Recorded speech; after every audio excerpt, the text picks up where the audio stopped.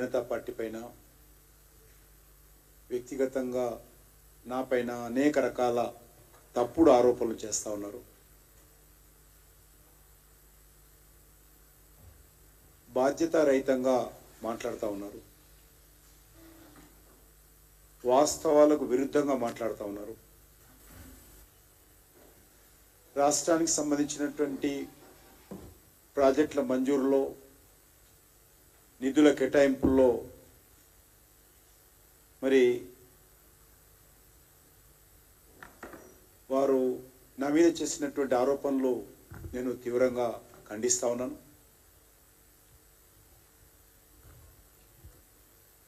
తప్పుడు ఆరోపణలతో ఆయన వక్రీకరించి మాట్లాడుతున్నారు. ముఖ్యమంత్రి రేవంత్ రెడ్డి గారి వ్యవహారం తీరే రకం ఉందంటే పూర్తిగా అవగాహన రాహిత్యంతో, అనుభవ రాహిత్యంతో, పూర్తి అసహనంతో మాట్లాడుతున్నట్టుగా ఉంది. నేను క్యాబినెట్ మినిస్టర్గా గత 3.5 సంవత్సరాలుగా లేక అంతకుముందు ఎంవైఎస్గా ఉన్నప్పుడు కూడా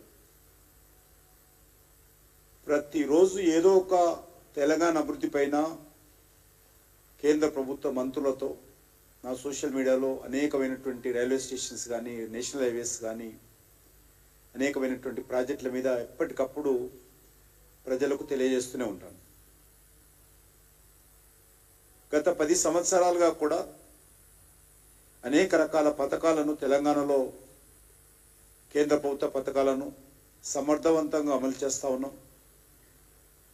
కొన్ని కేంద్ర ప్రభుత్వ పథకాలలో రాష్ట్ర ప్రభుత్వం సహకారం అందివ్వని కారణంగా కొన్ని అమలు చేయలేకపోయాం. అవి పంటల బీమా పథకం కావచ్చు, ఆయుష్మాన్ భారత్ కావచ్చు, ఆ రకంగా కొన్ని అమలు చేయలేకపోయాం. కానీ పెద్ద ఎత్తున కరోనా వచ్చినప్పుడు కావచ్చు, జాతీయ రహదారులు కావచ్చు, రైల్వేల ప్రాజెక్టులు కావచ్చు, ఎడ్యుకేషన్ సంబంధించినటువంటి ఇన్స్టిట్యూషన్స్ కావచ్చు, పరిశోధన కేంద్రాలు కావచ్చు, అన్ని రకాలుగా కేంద్ర ప్రభుత్వ పథకాలు అమలు చేయాల్సినటువంటి బాధ్యత మా పైన ఉన్నది. వాటిని చాలా సమర్థవంతంగా కేంద్ర ప్రభుత్వము తెలంగాణలో కూడా అమలు చేస్తున్న విషయాన్ని మనం చేస్తా ఉన్నాను. కాంగ్రెస్ పార్టీ అధికారంలోకి వచ్చి తెలంగాణ రాష్ట్రంలో 14 నెలలైంది. ఈ 14 నెలల్లో కాంగ్రెస్ పార్టీ అమలు చేస్తానన్నటువంటి 6 గ్యారెంటీలు 100 రోజుల్లో,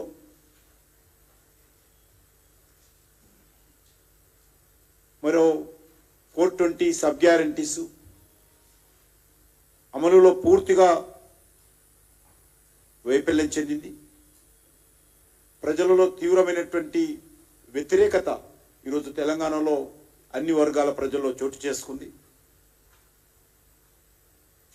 దాన్ని కప్పిపుచ్చుకునేటువంటి ప్రయత్నంలో భాగంగానే, ప్రజల దృష్టిని మళ్లించేటువంటి కార్యక్రమంలో భాగంగానే నా పైన ముఖ్యమంత్రి గారు ఎదురుదాడి చేస్తూ ఉన్నాడు,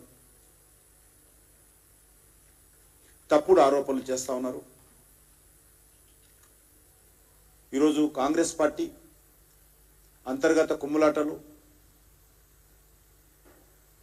కాంగ్రెస్ పార్టీలో రేవంత్ రెడ్డి గారి మీద వస్తున్నటువంటి అసంతృప్తి, ఇవన్నీ కూడా ఈ యొక్క ఆయన మాట్లాడుతున్నటువంటి విధానంలో చాలా స్పష్టంగా కనిపిస్తూ ఉంది.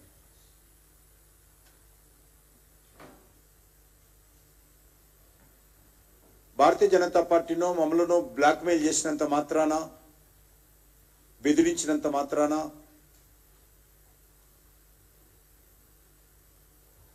ఆయన మీద ఉన్నటువంటి వ్యతిరేకత పోదనే విషయం అని అర్థం చేసుకోవాల్సిన అవసరం ఉంది. నిందలు మోపినంత మాత్రాన, అసభ్యంగా వివరించినట్లంత మాత్రాన, అబద్ధాలు వ్యాప్తి చేసినంత మాత్రాన ప్రజల్లో కాంగ్రెస్ మీద వ్యతిరేకత తగ్గదన్న విషయాన్ని నేను ఈ సందర్భంగా మనవి చేస్తాను. ఆ లెక్కన ఈరోజు రేవంత్ రెడ్డి గారి మాట తెలంగాణ ప్రజలు వినే పరిస్థితి లేదు. తెలంగాణ ప్రజలు ఈరోజు గత శాసనసభ ఎన్నికల్లో మేము మోసపోయాము, మాకు ఇస్తానన్నటువంటి అనేక రకాల హామీలకు నమ్మి ఓటేస్తే ఈరోజు ఏది కూడా అమలు చేయలేం లేదు. కాబట్టి ఈరోజు తెలంగాణలో ఏ సామాజిక వర్గం కానీ ఎవరు కూడా ఈరోజు రేవంత్ రెడ్డి మాటలను సీరియస్గా తీసుకునే పరిస్థితి లేదు. బట్టి గౌరవ ముఖ్యమంత్రి గారు కాబట్టి ఆయన వ్యక్తిగతంగా నా మీద, మా పార్టీ మీద, మా ప్రభుత్వం మీద ఆరోపణలు చేశాడు కాబట్టి చెప్పాల్సినటువంటి అవసరం ఉంది కాబట్టి నేను చెప్తా ఉన్నాను. నిధులు రావడానికి రాష్ట్రంలో ఏ రాష్ట్రంలో అయినా ఒక నిర్దిష్టమైనటువంటి కార్యాచరణ ప్రణాళిక ఉంటుంది. ఎవరైనా దానికి లోబడి రూపకల్పన చేసుకోవాల్సిన అవసరం ఉంటుంది. పెద్ద గొంతేసుకొని మాట్లాడినంత మాత్రాన ఈరోజు సమస్యలు పరిష్కారం కావు. తెలంగాణ రాష్ట్రంలో గత 10 సంవత్సరాలుగా బీజేపీ ప్రభుత్వము మోడీ గారి నాయకత్వంలో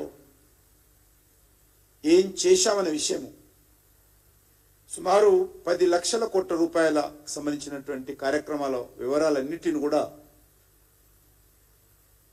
రిపోర్ట్ టు పీపుల్ పేరు మీద 2.5 గంటల పాటు ఒకసారి ఆర్టీసీ కళ్యాణ మండపంలో, ఒకసారి పింగళ వెంకటరెడ్డి రామరెడ్డి హాల్లో చాలా స్పష్టంగా తెలంగాణ ప్రజల ముందు పెట్టడం జరిగింది. అంతేకాకుండా ఆయన మరోగాడు ముందుకెళ్ళి నేనేదో కేంద్ర మంత్రులను బెదిరిస్తున్నానని మాట్లాడతాను.